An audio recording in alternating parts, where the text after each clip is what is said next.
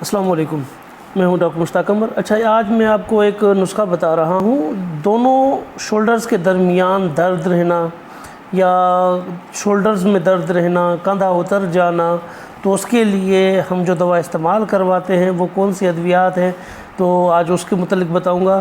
اس کے اندر جو استعمال ہوگی اس میں سب سے پہلی چیز ہوگی ازگن ناگوری 50 گرام، کمر کس 50 گرام، بلوگا 50 گرام، اور اس کے علاوہ جنسنگ 50 گرام۔ تو یہ آپ 50 گرام اس کو باریک پیس لیں، سفوف بنا لیں۔ سفوف بنانے کے بعد یہ آپ نے یہ جیسے سفوف دیکھ رہے ہیں، یہ سفوف اسی طریقے کا سفوف ہوگا، یہ سفوف ہے۔ تو اس کے بعد جو ہے یہ آپ نے جو استعمال کرنا ہے، دودھ کے ساتھ استعمال کرنا ہے، یہ مقدار ہے۔ یہ مقدار صبح اور شام دودھ کے ساتھ استعمال کریں۔ انشاءاللہ العزیز چند دنوں کے اندر یہ آپ کا درد بالکل ختم ہو جائے گا۔